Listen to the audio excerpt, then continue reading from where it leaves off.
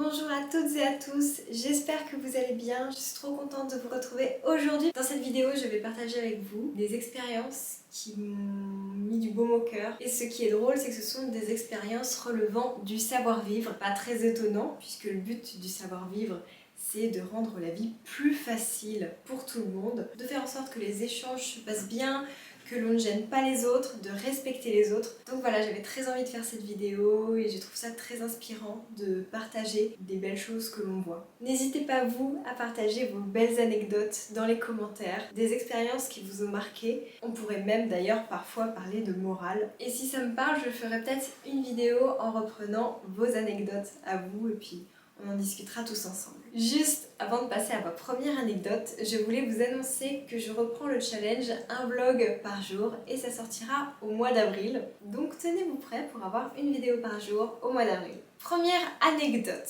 Eh bien la première anecdote, c'était lundi, dans le métro. C'est cette expérience qui m'a mis la puce à l'oreille. Dans le métro, une place se libère. Deux femmes se dirigent vers cette place et là elles se regardent.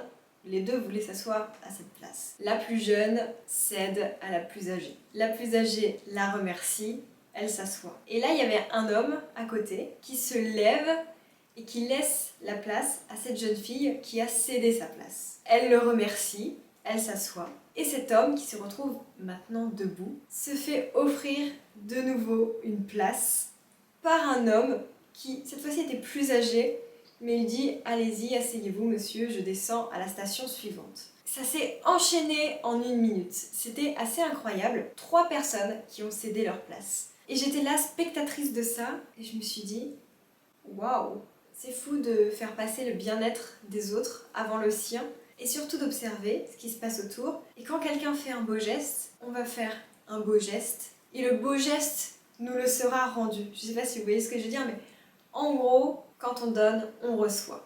Voilà donc première anecdote qui m'a sciée, mais positivement. J'étais assise, j'avais le sourire derrière mon masque. Enfin, j'ai trouvé ça très émouvant cette scène. Et encore une fois, ces expériences traduisent que le savoir-vivre apporte de belles choses. Le savoir-vivre, en fait, c'est tout le côté humain. Et ça regroupe un tas de valeurs. Et quand c'est illustré de cette façon dans la vie réelle, ça fait vraiment très plaisir. Ok, maintenant deuxième expérience qui m'a beaucoup touchée, qui m'a beaucoup émue. J'allais au travail, j'allais en stage même. Et je me souviens, j'y allais en train parce que c'était assez loin de chez moi. J'étais toute jeune, je devais avoir 18 ans tout juste. Et il y avait des gros problèmes techniques. Mon train affichait 3 heures de retard. Il n'affichait pas 3 heures de retard, mais à chaque fois c'était 10 minutes de plus, donc on attendait. J'appelle donc mon employeur pour lui annoncer que je serai en retard, que j'ai des gros problèmes de transport,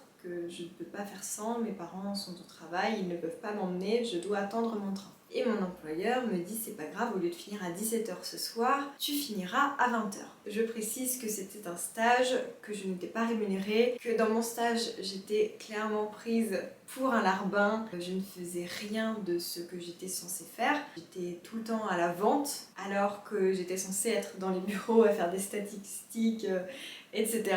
Et voilà, j'avais un problème, donc je sais que je vais finir plus tard, je vais finir à 20 h. À 20 h, je n'ai pas de train. Ça m'embête de demander à mes parents de venir me chercher, de faire quasiment 1h30 de route pour venir me chercher. Et là, je commence à vraiment être mal parce que je ne savais pas comment faire, je trouvais ça injuste. C'était pas de ma faute si j'étais en retard, je n'avais juste pas d'autre solution, je la subissais aussi. Comme je le dis encore une fois, c'était juste un stage.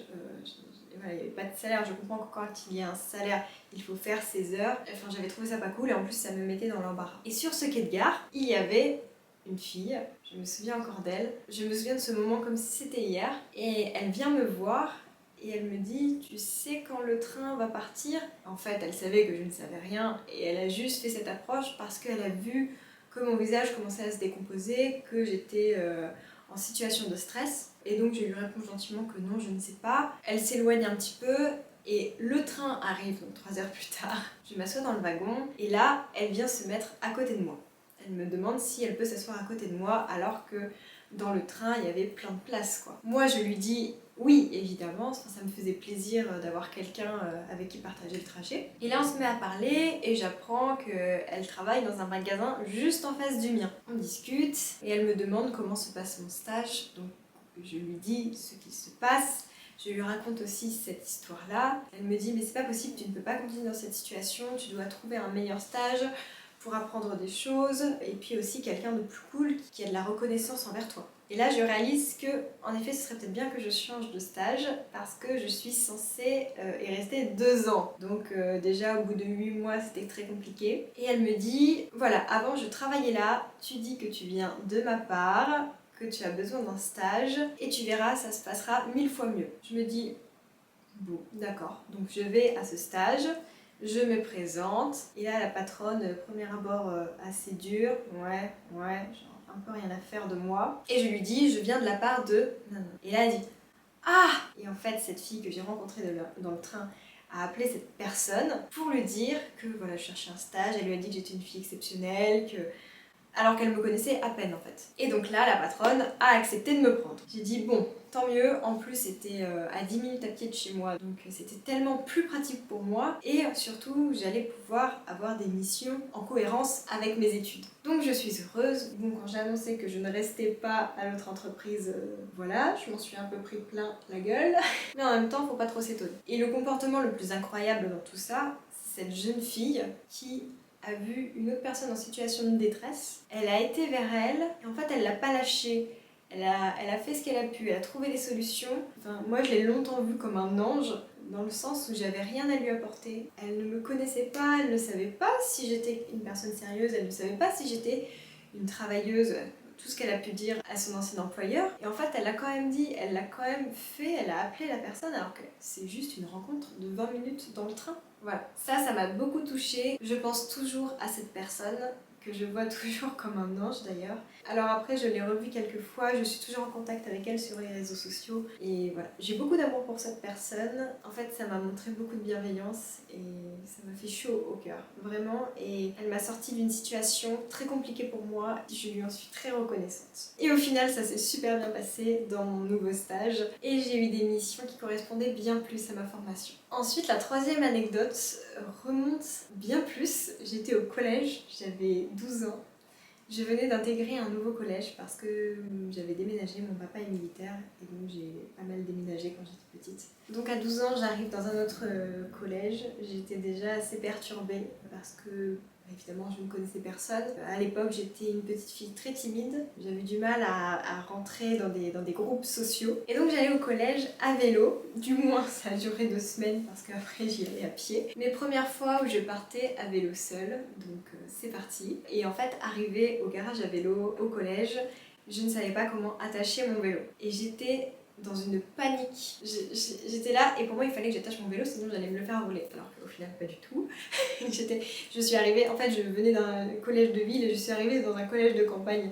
Donc c'était pas du tout la mentalité. Mais voilà, je venais de la ville donc ça m'a fait un peu bizarre d'arriver à la campagne et de me rendre compte qu'en fait c'était beaucoup plus safe. Et en fait je paniquais et là un garçon qui était un petit peu plus grand que moi m'a vu. Hop, je suis désolée, je n'avais plus de batterie. J'ai essayé de brancher ma caméra en même temps que je filme, ça a l'air de fonctionner. Donc tant mieux, j'étais perturbée, là ça s'est arrêté d'un coup et mon batterie est HS aussi puisque je suis en plein dans mes vlogs journaliers. Alors, et je disais, en fait ce garçon m'est venu en aide et il m'a montré comment faire et juste comme ça après il est parti. Pour lui c'était naturel de me montrer, il m'a dit attends regarde je vais te montrer, c'est comme ça. Et voilà, bonne journée, il est parti. Je ne me souviens même plus qui c'était alors que je me souviens encore de tout le monde. Mais cette journée-là, comme je venais d'arriver, j'avais peut-être pas encore cette mémoire visuelle, donc je ne sais plus qui c'est, mais j'ai trouvé ça tellement gentil. Bon, décidément, ça n'arrête pas de s'éteindre, ça ne marche plus. Tout ça pour vous dire, je finis très brièvement cette vidéo.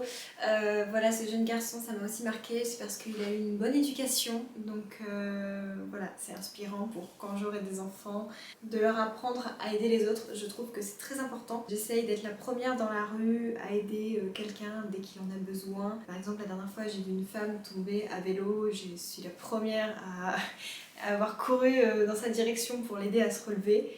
Je voyais les autres, mais rien à faire. Donc, ça me paraît être assez important tout ça. Et je trouve que de parler de ces anecdotes, c'est inspirant en fait. C'est une bonne dose de rappel pour montrer que aider les autres, ça fait toujours plaisir, ça marque aussi. N'oubliez pas de me raconter votre anecdote à vous. J'espère que cette vidéo vous a plu. Ce format face cam ou voilà, c'est plus de la discussion, ou voilà, c'est plus de la discussion, un petit peu de positif, ça ne fait pas de mal. Je vous souhaite une très belle journée, je vous embrasse et je vous dis à la semaine prochaine.